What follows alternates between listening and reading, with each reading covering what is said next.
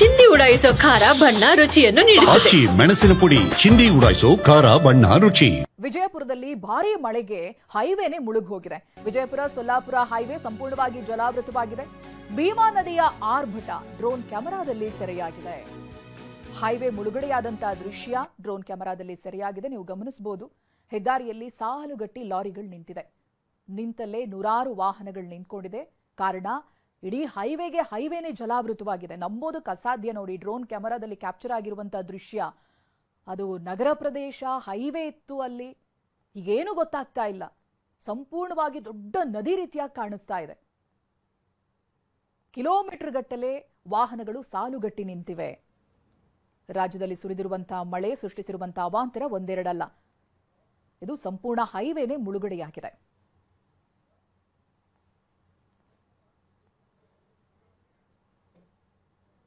ಭೀಮಾ ನದಿಯ ಆರ್ಭಟಕ್ಕೆ ವಿಜಯಪುರ, ಕಲಬುರಗಿ, ಯಾದಗಿರಿಯಲ್ಲಿ ಅಲ್ಲೋಲ ಕಲ್ಲೋಲ ಸೃಷ್ಟಿಯಾಗಿದೆ. ಮಳೆ ಆರ್ಭಟ ನದಿಯ ರೌದ್ರ ರೂಪಕ್ಕೆ ಪ್ರವಾಹ ಸೃಷ್ಟಿಯಾಗಿದ್ದು ಜನಜೀವನ ಅಸ್ತವ್ಯಸ್ತಗೊಂಡಿದೆ.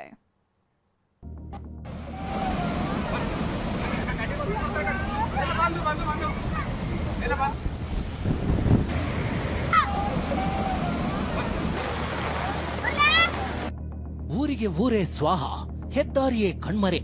ಜಮೀನುಗಳು ಜಲಾವೃತವಾಗಿದ್ರೆ ಮನೆಗಳು ಮುಳುಗಡೆಯಾಗಿದೆ.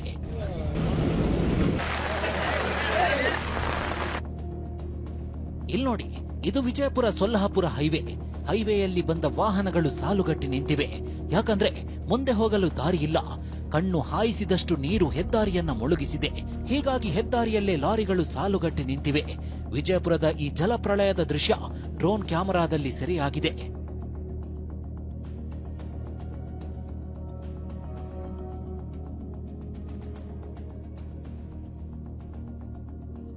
ಭೀಮಾ ನದಿಯ ರೌದ್ರ ರೂಪ. ವಿಜಯಪುರ, ಕಲಬುರಗಿಯಲ್ಲಿ ಪ್ರವಾಹ. ವಿಜಯಪುರದಲ್ಲಿ ಭೀಮಾ ನದಿ ರೌದ್ರ ರೂಪ ತಾಳಿದೆ. ಇಂಡಿ, ಅಲಮೇಲ ತಾಲೂಕಿನಲ್ಲಿ ರಣಭೀಕರ ಪ್ರವಾಹ ಉಂಟಾಗಿದೆ. ಕುಮಸಗಿ ಗ್ರಾಮದಲ್ಲಿ 50ಕ್ಕೂ ಹೆಚ್ಚು ಮನೆಗಳು ಜಲಾವೃತವಾಗಿದೆ. ನೂರಾರು ಎಕರೆಯಲ್ಲಿ ಬೆಳೆದಿದ್ದ ಬೆಳೆ ಸರ್ವನಾಶವಾಗಿದೆ. ಉಟ್ಟ ಬಟ್ಟೆಯಲ್ಲಿ ದಡ ಸೇರಿದ ಗ್ರಾಮಸ್ಥರು ಪ್ರಾಣ ಉಳಿಸಿಕೊಂಡಿದ್ದಾರೆ.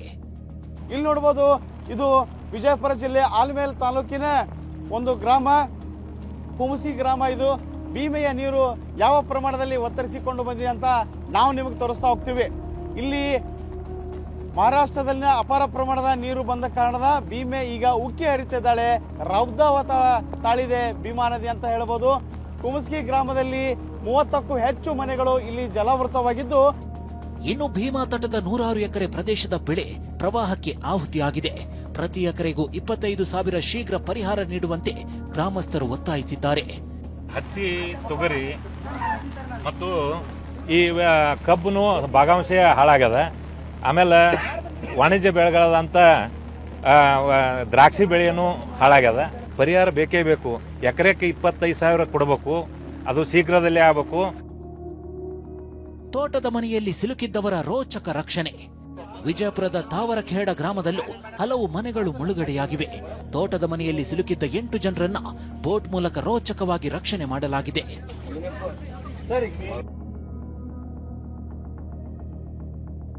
ಭೀಮಾ ನದಿಗೆ 3 ಲಕ್ಷ ಕ್ಯೂಸೆಕ್ ನೀರು. ಕಲಬುರಗಿಯಲ್ಲಿ ಕೋಲಾಹಲ. ಭೀಮಾ ನದಿಗೆ 3,40,000 ಕ್ಯೂಸೆಕ್ ನೀರು ಬಿಡುಗಡೆ ಮಾಡಲಾಗಿದೆ.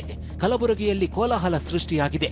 ಜೇವರ್ಗಿ ಬಳಿಯ ಕಟ್ಟಿಸಂಗಾವಿ ಹಳೆ ಸೇತುವೆ ಮುಳುಗಡೆಯಾಗಿದೆ. ವಾಹನಗಳು ಕಿಲೋಮೀಟರ್ ಗಟ್ಟಲೆ ಸಾಲು ನಿಂತಿವೆ. ಜಲಾಸುರನ ಕಡುಕೋಪಕ್ಕೆ ಕಲಬುರಗಿ ಜನ ಕಂಗಾಲಾಗಿದ್ದಾರೆ. ಸದ್ಯ ನಾನು ಕಲಬುರಗಿ ಜಿಲ್ಲೆ ಜೇವರ್ಗಿ ತಾಲೂಕಿನ ಏನು ಭೀಮಾ ನದಿಗೆ ಕಟ್ಟಲಾಗಿರ್ತಕ್ಕಂಥ ಏನು ಸೇತುವೆ ಆ ಸೇತುವೆ ಮೇಲ್ಗಡೆ ಇದ್ದೀನಿ. ಯಾವ ರೀತಿಯಾಗಿ ಭೀಮೆ ಬೋರ್ಗರಿತಿದೆ ಅನ್ನೋದನ್ನ ದೃಶ್ಯದಲ್ಲಿ ನೋಡಬಹುದು. ಇವತ್ತು ಸುಮಾರು 3,40,000 ಕ್ಯೂಸೆಕ್ ನೀರನ್ನ ಭೀಮಾ ನದಿಗೆ ಹರಿಬಿಟ್ಟಿರೋದ್ರಿಂದ ಸಹಜವಾಗಿ ಇಡೀ ಭೀಮಾ ನದಿ ಏನೋ ಒಂಥರ ರೌದ್ರ ನರ್ತನ ತಾಳಿದೆ. ಕಟ್ಟಿಸಂಗಾವಿ ಸೇತುವೆ ಬಳಿ ಆಗಮಿಸಿದ್ದ ಶಾಸಕ ಅಜಯ್ ಸಿಂಗ್ ನೆರೆ ಪೀಡಿತ ಪ್ರದೇಶವನ್ನ ವೀಕ್ಷಿಸಿದ್ರು. ಪ್ರವಾಹ ಎದುರಿಸಲು ಸರ್ಕಾರ ಸನ್ನದ್ಧವಾಗಿದೆ. ಜನರನ್ನ ಸುರಕ್ಷಿತ ಸ್ಥಳಗಳಿಗೆ ಸ್ಥಳಾಂತರಿಸಲಾಗ್ತಿದೆ ಎಂದ್ರು. ಸುಮಾರು 3,60,000 ಕ್ಯೂಸೆಕ್ಸ್ ನೀರು ಏನು ಬಿಟ್ಟಿದ್ದಾರೆ.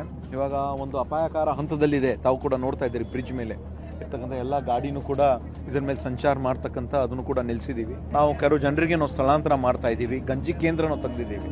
ಸುಮಾರು 10 ಗಂಜಿ ಕೇಂದ್ರ ನಾವು ತೆಗೆದಿದ್ದೀವಿ. ಏನೇನು ಅವಶ್ಯಕತೆ ಇರ್ತದೆ ಅದನ್ನು ಕೂಡ ನಾವು ಮಾಡ್ತೀವಿ. ಭೀಮಾ ನದಿಯ ಜಲದಾಳಿಗೆ ಕಲಬುರಗಿ ಬೆಂಗಳೂರು ವಿಜಯಪುರ ಸಂಪರ್ಕ ಕಡಿತಗೊಂಡಿದೆ. ಬೀದರ್ ಶ್ರೀರಂಗಪಟ್ಟಣ ರಾಷ್ಟ್ರೀಯ ಹೆದ್ದಾರಿಯನ್ನ ಪೊಲೀಸರು ಬ್ಯಾರಿಕೇಡ್ ಹಾಕಿ ಬಂದ್ ಮಾಡಿದ್ದಾರೆ. ಹೀಗಾಗಿ ಜನರು ಲಗೇಜ್ ಹಿಡಿದು ಮಕ್ಕಳ ಜೊತೆ ಬ್ರಿಡ್ಜ್ ಮೇಲೆ ನಡೆದು ಹೋಗ್ತಿದ್ದಾರೆ.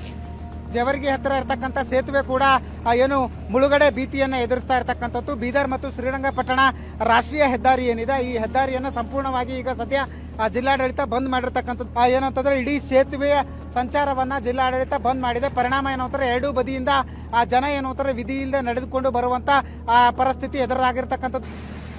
ಮುಲ್ಲಾಮಾರಿ ಜಲಾಶಯದಲ್ಲೂ ಅಪಾರ ಪ್ರಮಾಣದ ನೀರು ಭೋರ್ಗರೆಯುತ್ತಿದೆ.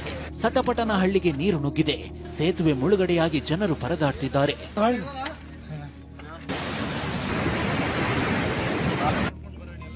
ಬೆಣ್ಣೆತೋರ ಜಲಾಶಯದ ಆರ್ಭಟಕ್ಕೆ ಚಿತ್ತಾಪುರ ತಾಲೂಕಿನ ಹಳೆ ಹೆಬ್ಬಾಳ ಗ್ರಾಮ ಮುಳುಗಡೆಯಾಗಿದೆ. ಗ್ರಾಮಕ್ಕೆ ಭೇಟಿ ನೀಡಿದ್ದ ಸಚಿವ ಪ್ರಿಯಾಂಕ್ ಖರ್ಗೆ ಗ್ರಾಮಸ್ಥರನ್ನ ಬೇರೆಡೆಗೆ ಸ್ಥಳಾಂತರಿಸಲು ಸೂಚನೆ ನೀಡಿದ್ದಾರೆ. ಯಾದಗಿರಿಯಲ್ಲೂ ಭೀಮಾ ನದಿಯ ತಾಂಡವಕ್ಕೆ ವಡಗೇರದ ನಾಯ್ಕಲ್ ಸೇತುವೆ ಮುಳುಗಡೆಯಾಗಿದೆ. 10 ಗ್ರಾಮಕ್ಕೆ ಸಂಪರ್ಕ ಕಲ್ಪಿಸುವ ಸೇತುವೆ ಮೇಲೆ 4 ಅಡಿಯಷ್ಟು ನೀರು ಹರಿಯುತ್ತಿದೆ. 5-6 ಗ್ರಾಮಗಳ ಸಂಪರ್ಕ ಕಡಿತವಾಗಿದೆ. ತಂಗಡಿಗಿ, ಇಬ್ರಾಹಿಂಪುರ, ಮತ್ತು ಚಟ್ನಹಳ್ಳಿ, ಬಲ್ಕಲ್, ನಾಲಡ್ಗಿ, ತಾಂಡ ಇವೆಲ್ಲ ಇಲ್ಲಿಂದ ಯಾದಗಿರಿಗೆ ಹೋಗ ಎಲ್ಲ ಸಂಪರ್ಕ ಪೂರ ಕಡಿತ ಆಗ್ಯದ. ನೀರು ನಿನ್ನೆ ರಾತ್ರಿಲಿಂದ ಪೂರ 4 ಲಕ್ಷ ನೀರು ಕ್ಯೂಸೆಕ್ ನೀರು ಬಿಟ್ಟಲ್ಲಿ ಪೂರ ಪ್ಯಾಕ್ ಆಗಿಬಿಟ್ಟದ್ರಿ. ಉಜ್ಜನಿ ಡ್ಯಾಂನಿಂದ ಭೀಮಾ ನದಿಗೆ ನೀರು ಬಿಡುಗಡೆ ಮಾಡಲಾಗಿದ್ದು ಜಮೀನುಗಳು ಜಲಾವೃತವಾಗಿದೆ. ಯಾದಗಿರಿಯ ನಾಯ್ಕಲ್ ಗ್ರಾಮದಲ್ಲಿ 106 ಎಕರೆ ಜಮೀನಿನಲ್ಲಿ ಬೆಳೆದಿದ್ದ ಭತ್ತ, ಹತ್ತಿ ನೀರು ಪಾಲಾಗಿದೆ. ಯಾದಗಿರಿ ಜಿಲ್ಲೆ ವಡಗೇರೆ ತಾಲೂಕಿನ ನಾಯ್ಕಲ್ ಗ್ರಾಮದ ಹೊರಭಾಗದಲ್ಲಿರುವಂಥ ರೈತರ ಜಮೀನಲ್ಲಿದ್ದೀನಿ. ರೈತರ ಜಮೀನಿನ ದೃಶ್ಯಗಳು ತೋರಿಸುವಂಥ ಪ್ರಯತ್ನ ಕೂಡ ಮಾಡ್ತಾ ಇದ್ದೀನಿ. ಏನೋ ಸಾಕಷ್ಟು ಮಳೆ ಆಗ್ತಿರೋ ಕಾರಣಕ್ಕಾಗಿ, ಜೊತೆಗೆ ಮಹಾರಾಷ್ಟ್ರದಲ್ಲಿ ಮಳೆ ಆಗ್ತಿದೆ. ಹೀಗಾಗಿ ಭೀಮಾ ನದಿಗೆ ಅಪಾರ ಪ್ರಮಾಣದ ನೀರನ್ನು ಸಹಿತ ಹರಿದು ಬರ್ತಿದೆ. ಸದ್ಯ ಕಲಬುರಗಿ ಜಿಲ್ಲೆ ಚಿತ್ತಾಪುರ ತಾಲೂಕಿನ ಸನ್ನತಿ ಬಳಿರುವಂಥ ಬ್ಯಾರೇಜಿಂದ ಭೀಮಾ ನದಿಗೆ 4 ಲಕ್ಷ ಕ್ಯೂಸೆಕ್ ನೀರನ್ನು ಹರಿಬಿಡಲಾಗಿದೆ. ಹೀಗಾಗಿ ಕಂಪ್ಲೀಟ್ ಆಗಿ ಯಾದಗಿರಿ ಜಿಲ್ಲೆಯ ರೈತರ ಬದುಕು ಅಕ್ಷರಶಃ ಈ ಒಂದು ಭೀಮಾ ನದಿ ನೀರಿನಿಂದ ಬರ್ಬಾದ್ ಆಗಿದೆ ಅಂತ ಹೇಳಬಹುದು. ಬಾಗಲಕೋಟೆಯಲ್ಲಿ ಮನೆ ಮೇಲ್ಛಾವಣಿ ಕುಸಿತ, ಬಾಲಕ ಸಾವು. ಬಾಗಲಕೋಟೆಯಲ್ಲಿ ಸುಮಾರು 10ಕ್ಕೂ ಹೆಚ್ಚು ಮನೆಗಳು ಕುಸಿತವಾಗಿವೆ. ರಬಕವಿ ಬನಹಟ್ಟಿ ತಾಲೂಕಿನ ಮಹಾಲಿಂಗಾಪುರದಲ್ಲಿ ಘೋರ ದುರಂತ ನಡೆದಿದೆ. ಶೀಟ್ ಮನೆಯ ಮೇಲ್ಛಾವಣಿ ಕುಸಿದು 11 ವರ್ಷದ ದರ್ಶನ್ ಎಂಬಾತ ಮೃತಪಟ್ಟಿದ್ದಾನೆ. ಮತ್ತೊಬ್ಬ ಬಾಲಕ ಶ್ರೀಶೈಲಗೆ ಗಾಯವಾಗಿದ್ದು ಆಸ್ಪತ್ರೆಗೆ ದಾಖಲಿಸಲಾಗಿದೆ. ಮೃತ ಬಾಲಕನ ಮನೆಗೆ ಭೇಟಿ ನೀಡಿದ್ದ ತೇರದಾಳ ಶಾಸಕ ಸಿದ್ದು ಸವದಿ ಮೃತನ ಕುಟುಂಬಸ್ಥರಿಗೆ ಸಾಂತ್ವನ ಹೇಳಿದ್ದಾರೆ. ಸೂಕ್ತ ಪರಿಹಾರದ ಭರವಸೆ ನೀಡಿದ್ದಾರೆ. ದರ್ಶನ್ ನಾಗಪ್ಪ ಲಾತೂರ್ ಅನ್ನುವಂತ ಹುಡುಗ ಅತ್ಯಂತ ಕಡು ಬಡತನದಲ್ಲಿ ಒಂದೇ ರೂಮ್ನಲ್ಲಿ ಕುಟುಂಬ ವಾಸ ಮಾಡ್ತಿತ್ತು. ರಾತ್ರಿ ಬೆಳಗಿನ ಜಾವ 5 ಗಂಟೆಗೆ ಕುಸಿದು 2 ಮಕ್ಕಳ ಮೇಲೆ ಬಿದ್ದಿದೆ.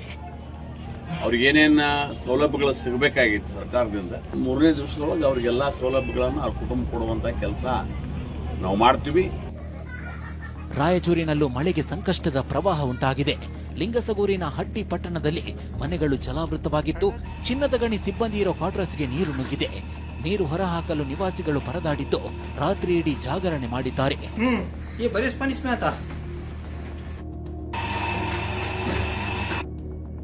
ಇನ್ನು ಸಿಂಧನೂರು ಮಾನ್ವಿ ತಾಲೂಕಿನಲ್ಲಿ ಹತ್ತಿ ಬೆಳೆ ನಾಶವಾಗಿದ್ದು ರೈತರು ಕಂಗಾಲಾಗಿದ್ದಾರೆ. ಮಳೆಗೆ ಬೆಳೆ ಹಾನಿಯಾದರೂ ಜಮೀನಿಗೆ ಅಧಿಕಾರಿಗಳು ಭೇಟಿ ನೀಡಿಲ್ಲ ಅಂತ ಆಕ್ರೋಶ ಹೊರಹಾಕಿದ್ದಾರೆ. ಪರಿಹಾರ ನೀಡುವಂತೆ ಒತ್ತಾಯಿಸಿದ್ದಾರೆ. ಸದ್ಯ ನಾನು ಸಿನ್ನೂರು ತಾಲೂಕಿನ ರಾಮತ್ನಾಳ ಸೀಮೆಗೆ ಬರ್ತಕ್ಕಂಥ ಪ್ರದೇಶದಲ್ಲಿದ್ದೀನಿ. ದೃಶ್ಯದಲ್ಲಿ ನಿಮಗೆ ತೋರಿಸ್ತಾ ಹೋಗ್ತೀನಿ ಯಾವ ರೀತಿ ಹತ್ತಿ ಬೆಳೆ ಸಂಪೂರ್ಣವಾಗಿ ಮಳೆಯಿಂದ ಹಾನಿಯಾಗಿ ಹೋಗಿದೆ ಅನ್ನುವಂಥದ್ದನ್ನ ದೃಶ್ಯದಲ್ಲಿ ತಾವು ನೋಡಬಹುದು. ರೈತರು ನಸಿಕಿನಿಂದಲೇ ಎಲ್ಲೊಂದ್ ಕಡೆ ಹೊಲಕ್ಕೆ ನುಗ್ಗಿರುವಂತ ಮಳೆ ನೀರನ್ನ ಸರಾಗವಾಗಿ ಹರಿಯುವಂತ ಕೆಲಸಕ್ಕೆ ತೊಡಗಿರುವಂತದ್ದು. ಅಂದ್ರೆ ಎಲ್ಲೊಂದ್ ಕಡೆ ಸಂಪೂರ್ಣ ಮಳೆ ನೀರು ಹತ್ತಿ ಹೊಲಕ್ಕೆ ನುಗ್ಗಿರುವಂತ ಕಾರಣಕ್ಕಾಗಿ ಇಡೀ ಹೊಲವೇ ನಾಶವಾಗಿ ಹೋಗಿರುವಂತದ್ದು. ನದಿಗಳಾಗಿ ಬದಲಾದ ಬೆಳಗಾವಿಯ ಗೋಕಾಕ್ ರಸ್ತೆಗಳು.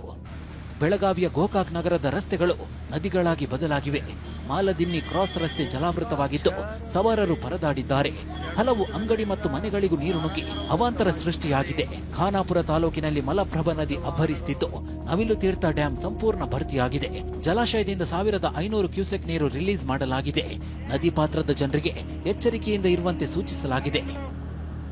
Bureau report, TV9.